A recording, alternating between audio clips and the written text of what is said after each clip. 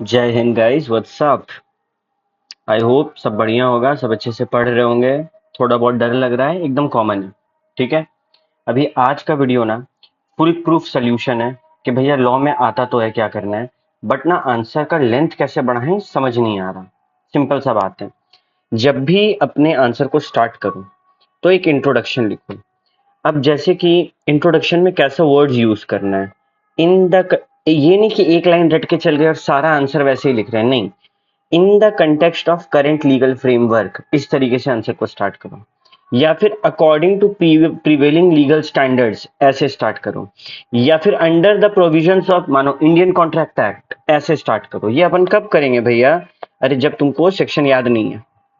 Section याद नहीं है, रो रहा है तुम लोग कि नहीं याद है, कोई दिक्कत नहीं है। अपन आंसर का स्टैंडर्ड को फिर भी इस 3 लाइन से अच्छा करेंगे, इसी को अल्टरनेटिवली हर आंसर में यूज करेंगे।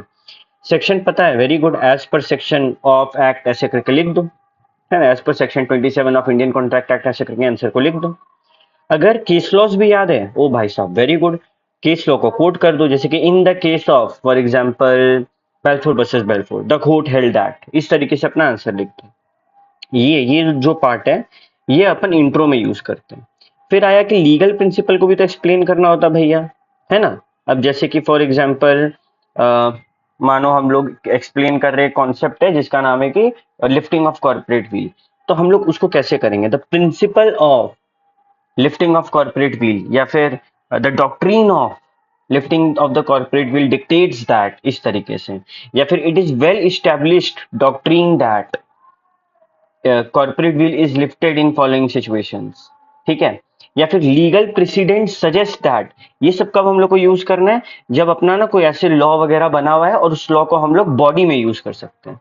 बॉडी में जो सेकंड पैराग्राफ में आके अपने इंट्रोडक्शन से लिंक करता है। अरे क्या फॉर्मेट है भाई, इंट्रोडक्शन, एक लाइन छोड़ो, बॉडी, जिसमें कि हम लोग जो इंट्रोडक्शन में हम लोग ज्ञान दिए कि हाँ हाँ हाँ इस सेक्शन का क्वेश्चन है, ये टॉपिक का क्वेश्चन है, और क्वेश्चन दोनों में एक लिंक बैठाएंगे। देखो हम इंट्रोडक्शन में बोले, क्वेश्चन में ये हुआ, और फिर एक लाइन छोड़ के conclusion.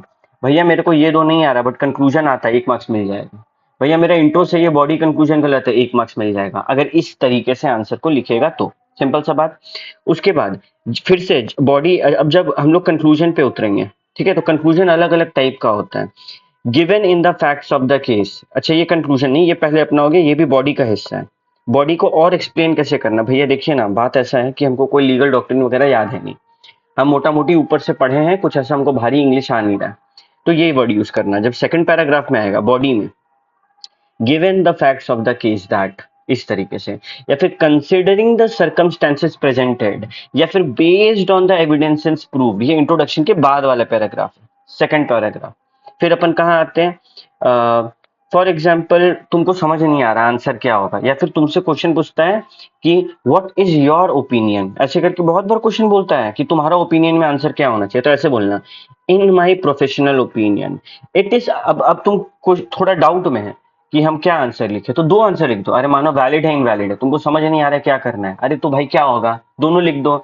It is arguable that the contract will be valid और इनवैलिड, इस तरीके से आंसर को तुम एक लाइन पे वैलिड क्यों है बता दो, इनवैलिड क्यों है बता दो। जो भी सही होगा टीचर उस हिसाब से मार्क्स दे देगा। हाँ, ये वाला ट्रिक हर क्वेश्चन में मत अपनाना, जो ट्रिकी होगा उसमें अपनाना।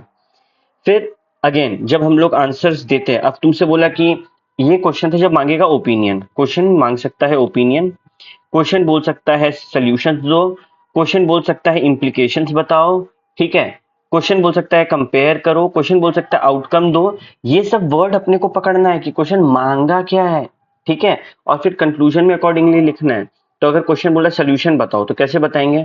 To address this solution legally, या फिर a possible legal remedy could be, ऐसे करके, या फिर to comply with legal requirements, है ना। ये 3 लाइन को यूज करके अपना आंसर का लेवल को बेहतर कर सकते हैं। फिर आता है कि हम लोग को बताओ कॉन्ट्रैक्ट का इम्प्लीकेशन क्या होगा। जब बोले इम्प्लीकेशन, लिखेंगे the legal implication of this decision are, या फिर this ruling has significant consequences for, या फिर this interpretation could lead to. अबे याद तो करना पड़ेगा ना, तुम लोग पूरा चैप्टर याद नहीं कर सकते, ये तो गधा लोग तुम लोग कर सकता है ना, इतना बुद्धि तो है तुम में, हमको पता है, आराम से याद हो जाएगा, टेंशन नहीं है, ठीक है। फिर बहुत बार बोलता है कि समराइज करो, in summary, to conclude, in essence, ये सब वर्ड यूज करके अपन समराइज कर सकते हैं। क्वेश्चन बोलेगा कंपेयर करो, तो similar to the ruling in, for example Balfour versus Balfour, in contrast to, comparison to the provisions in, इस तरीके से। बट ये वाला बहुत रेयर आता है, ठीक है, तो ये अगर याद नहीं भी करेगा तो चलेगा। बोलेगा आउटकम्स बताओ, तो potential outcome of this legal issue include, इस तरीके से, या फिर इफ दिस आर्ग्यूमेंट प्रिवेल्स, ऐसे करके, या फिर should the court find in favour of, ऐसे करके अपन को अपना आंसर्स को एंड करना है। तो बेसिकली सिंपल सा फंडा है इंट्रोडक्शन में, फर्स्ट और सेकंड पॉइंट का छह पॉइंट अपना याद कर लो, ठीक है। बॉडी का ये 6 पॉइंट दे दिए। अब क्वेश्चन क्या मांगा है देखो, अगर तुमको समझ नहीं आ रहा है क्या मांगा है, 8 वाला लिख देना, to in summary, to conclude, in essence, 8 वाला लिख देना।